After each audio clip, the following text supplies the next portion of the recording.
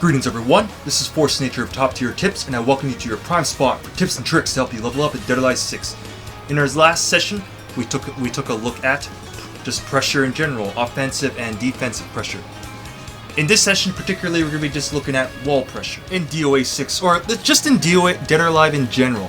If you have your back to the wall, that is the worst place to be. So that means that for the aggressor, a lot of their moves just become a lot more dangerous because of the ability to be able to like wall slam the opponent.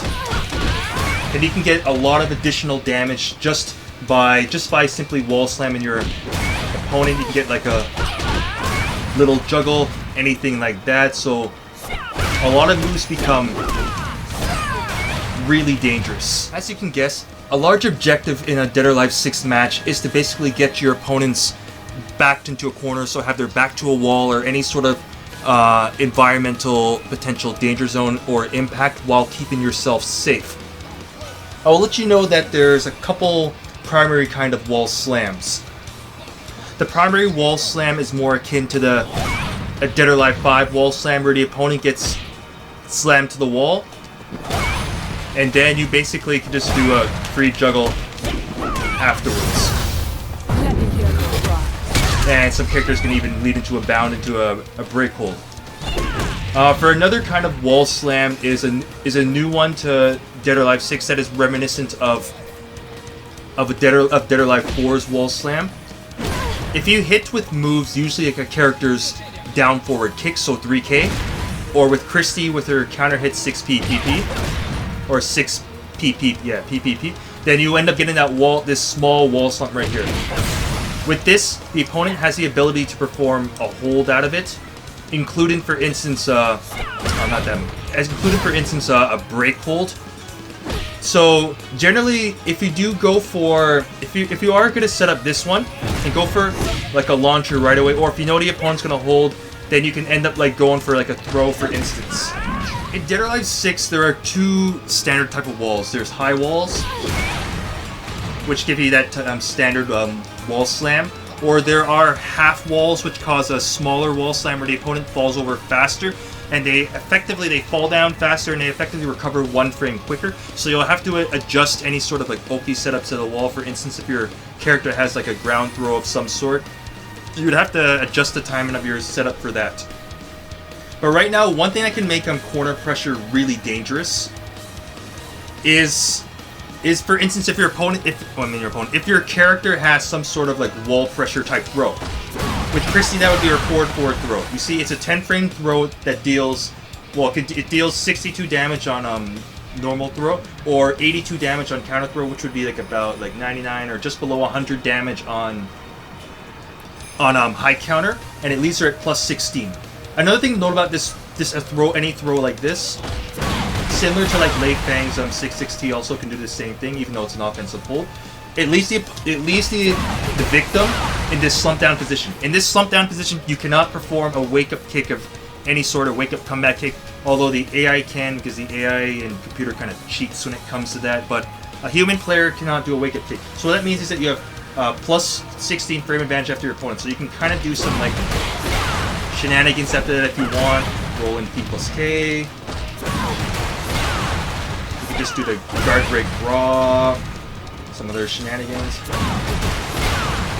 Roll, do it again. Like there's like a bunch of stuff you can do with it. But the main thing to really keep out at the wall is that the opponent's gonna be really tempted to want to do a side tech roll after that. For instance, if you like, what if I do the 6-6 TD? The AI doesn't show you, but if I do a wall slam watch, the AI is gonna do a side tech roll right there. So when I wall slam them, use a fast track and move to catch them. Be careful with like doing a linear move. So for instance, if after I wall slam, I can do like Christie's H plus K.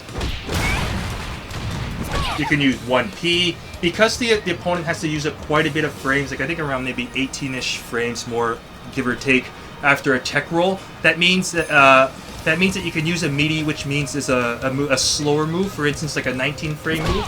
And because the opponent has to use a lot of frames to recover, your move will connect before your opponent does anything, because you have a lot of advantage to work with due to the opponent having to do doing a tech roll at the wall.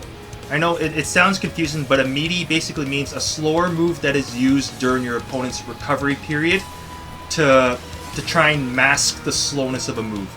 Like even something like this is 32 frames. If you were to use it as a meaty, for instance, if the opponent needed like 18 frames to recover, it would if you do it right as they recover, it would be like a 14 frame move as an example. If you're thinking of abusing someone at the wall with throws, since someone in Bayman might really suit yourself, let me introduce you to his 16. This is his forward throw offensive hold. 16 frames, deals 39 damage on normal hold, and it leaves him at plus 14 frame advantage. So it means every time you do this, the opponent's left standing, and you get a reset opportunity. You can basically just keep doing it until the opponent makes the appropriate actions to get out of it.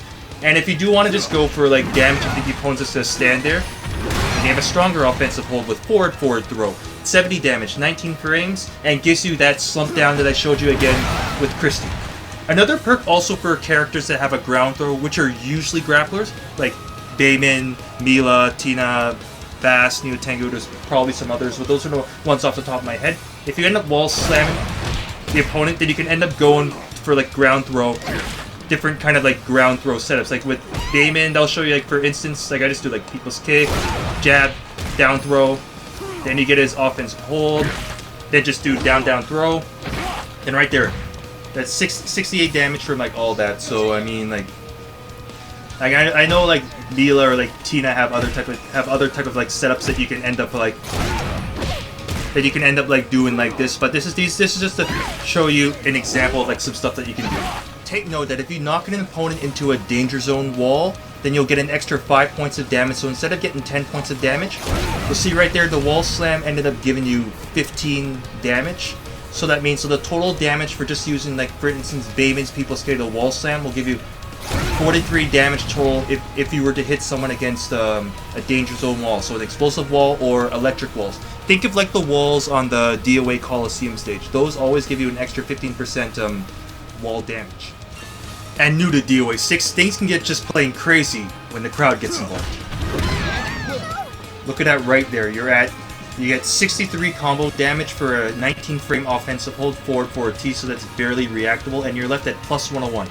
That's right, 101 frames of advantage. So that basically means you can like do whatever you want. I mean that it can also include like a free launcher or anything like that. Heads up though, the opponent can perform like a hold or break hold or anything like that, but they cannot block. So just go for your free launcher or try and reset again.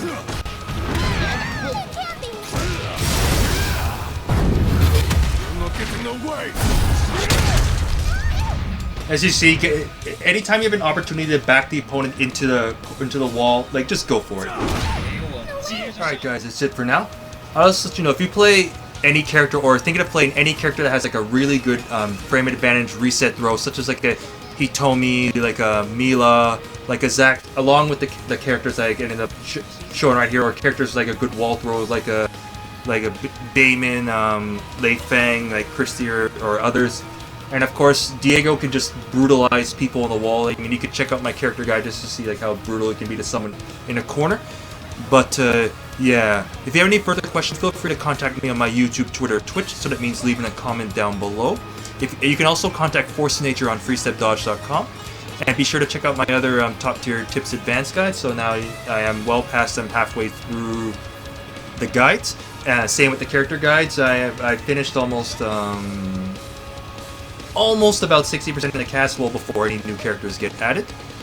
And if you'd like to support the channel, feel free to join Top Tier Fighters. The support does help, and I appreciate the people that have joined. Thank you very much. Anyways, this is Force Nature signing off. Thanks for tuning in, and I'll see you next time on Top Tier Tips.